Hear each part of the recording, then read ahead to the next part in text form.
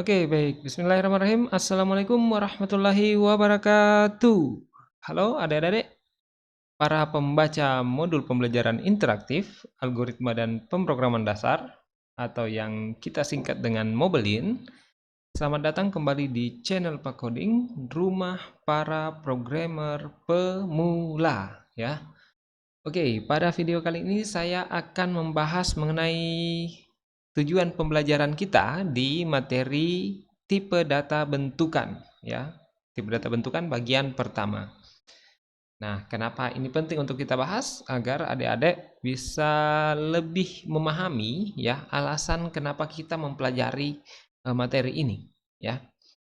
Karena jika kita tidak mengetahui alasannya kenapa, biasanya semangat belajar kita itu tidak bisa tidak maksimal, ya.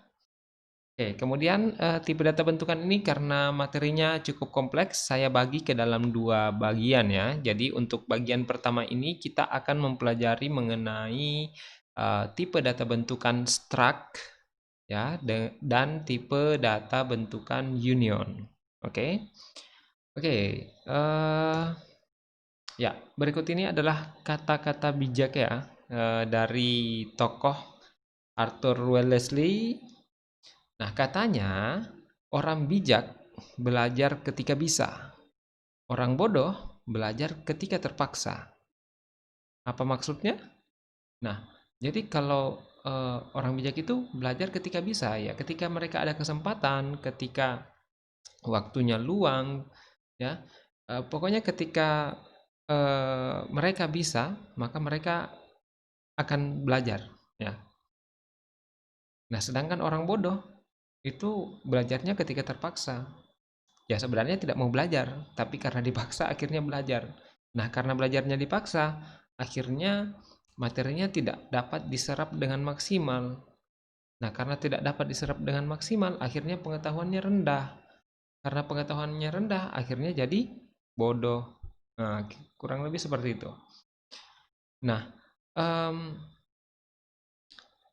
jadi ketika kita belajar itu sebenarnya kita membutuhkan apa ya, suasana yang nyaman, ya, suasana yang nyaman, eh, dan utamanya tentunya niat kita terlebih dahulu yang harus kita perbaiki. Karena melakukan sesuatu tanpa niat yang jelas, tanpa niat yang baik, tanpa niat yang tulus, maka sesuatu yang kita kerjakan itu tidak akan memberikan hasil yang maksimal. Sehingga eh, ya niatnya harus diperbaiki dulu dari awal. Nah, kalau kita memang sudah berniat untuk belajar, maka tentu kita akan menjadi orang bijak ini yang akan belajar ketika bisa, bukan menjadi orang bodoh yang belajar karena terpaksa. Sama juga kasusnya kalau seperti ini, misalnya ada di antara kalian yang masuk di program studi PT, misalnya program studi tertentu, lalu kemudian masuknya itu bukan karena pilihannya sendiri, tapi karena terpaksa, dipaksa oleh orang tua, ataukah ya karena sudah tidak ada pilihan lain, akhirnya terpaksa memilih jurusan ini misalnya.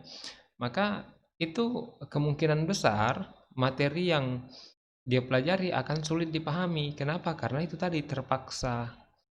Sesuatu yang dipaksakan itu hasilnya tidak nyaman, ya. Ya, makan terpaksa misalnya. Ya, belajar itu seperti dengan makan.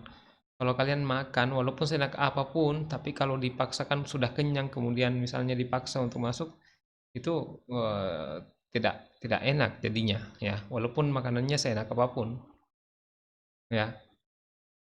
Sama dengan belajar, ya. Kalau memang dari awal niatnya tidak mau belajar, ya dijelaskan seperti apapun itu tidak akan paham. Jadi yang pertama yang harus diperbaiki adalah niat. Nah, saya yakin kalau niatnya sudah bagus, maka dia akan selalu belajar, selalu ada waktu untuk dia untuk belajar, ya. Nah, kalau orang bodoh ya pastinya dia akan menyatakan bahwa tidak ada waktu untuk belajar karena sibuk ini, sibuk itu, padahal kerjanya misalnya cuma main game, ya. Jadi ya seperti itulah, ya. Oke, jadi saya harap adik-adik bisa menjadi orang bijak ya. Bijak belajarnya karena ketika bisa. Nah, ada juga kata ini ya, kalimat yang bunyinya seperti ini. Saat Anda berhenti belajar, maka saat itu Anda menjadi orang yang bodoh. Ya, jadi hidup itu sebenarnya selama kita hidup itu adalah selama itu pula kita belajar sebenarnya untuk kehidupan yang jauh lebih baik di masa yang akan datang. Nah, ketika seseorang berhenti belajar, artinya dia menganggap bahwa dirinya sudah mengetahui segalanya. Nah, padahal tidak seperti itu, ya. Jadi ketika kita berhenti belajar, maka saat itu kita menjadi orang yang bodoh karena ilmu pengetahuan itu terus berkembang dan ketika kita berhenti maka kita akan ketinggalan. Ya, ada ilmu yang di bidang kita mungkin yang tidak tidak kita ketahui karena kita berhenti belajar. Jadi selama kita masih hidup maka kita harus terus belajar ya. Saya sendiri sebagai dosen jangan kira bahwa karena saya dosen saya sudah tidak belajar. Oh, tidak seperti itu. Saya sampai sekarang juga masih belajar. Masih banyak hal-hal yang tidak saya ketahui dan harus saya ketahui uh, agar saya bisa membagikannya ke adik-adik sekalian, ke orang-orang di sekitar saya yang membutuhkan, ya, seperti itu. Jadi tetap semangat belajarnya ya semua. Oke, kemudian adapun tujuan pembelajaran dari materi ini, tipe data bentukan satu. Yang pertama, mahasiswa dapat menjelaskan definisi dan jenis-jenis tipe data bentukan dalam C++, ya. Anda diharapkan mampu untuk dapat menjelaskan definisinya, karena itu akan memberikan gambaran bahwa Anda memahami materi ini. Dan Anda diharapkan mampu mengetahui jenis-jenis tipe data bentukan dalam C++. Kenapa harus diketahui? Karena ketika kita membuat program, kita bisa ketika kita dihadapkan terhadap satu permasalahan tertentu yang berkaitan dengan tipe data, kita bisa langsung memilih tipe data yang tepat tanpa harus lama-lama lagi, membutuhkan waktu yang lama untuk mencari, untuk mengkaji tipe data mana yang tepat untuk kita gunakan, ya. Kemudian mahasiswa dapat menerapkan penggunaan tipe data bentukan untuk pembentukan objek dalam C++. Jadi karena ini tipe data bentukan, maka tentu akan ada objek yang dibentuk dari tipe data bentukan ini. Nah, sehingga kalian harus memahami pembentukan objek dari tipe data bentukan. Kemudian Anda diharapkan dapat menentukan penggunaan tipe data bentukan yang tepat, ya. Jadi ada kasus misalnya kalian diharapkan mampu menentukan tipe data bentukan yang tepat, kira-kira yang mana yang paling tepat untuk diterapkan, ya. Kemudian Anda diharapkan dapat membuat program sederhana penerapan tipe data bentukan dan Anda diharapkan mampu menganalisis permasalahan dan memberikan solusi dalam sebuah program sederhana, ya. Oke? Ya.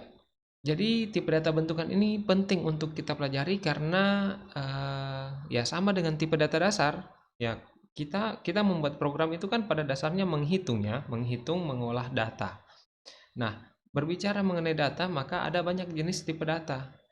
Nah, tipe data bentukan ini adalah salah satu tipe data yang bentuk tipe data ya, atau jenis tipe data yang penting untuk kita ketahui karena dalam membuat program kita akan sering membutuhkan ya suatu bentuk-bentuk khusus ya dari tipe data bentukan ini. Sehingga sebagai seorang calon programmer handal ya, sebagai seorang mahasiswa yang memprogramkan mata kuliah algoritma dan pemrograman dasar, Anda wajib untuk mengetahui berbagai jenis tipe data ini termasuk tipe data bentukan dan tipe data turunan, ya. Oke. Jadi itu yang bisa saya jelaskan mengenai tujuan pembelajaran pada materi ini. Semoga dapat bermanfaat dan dapat membuat adik-adik paham kenapa kita mempelajari materi ini sehingga bisa lebih bersemangat untuk mempelajari materi pada video berikutnya ya. Oke, terima kasih telah menyimak video penjelasan saya. Saya akhiri, wabillahi taufik wal hidayah. Wassalamualaikum warahmatullahi wabarakatuh.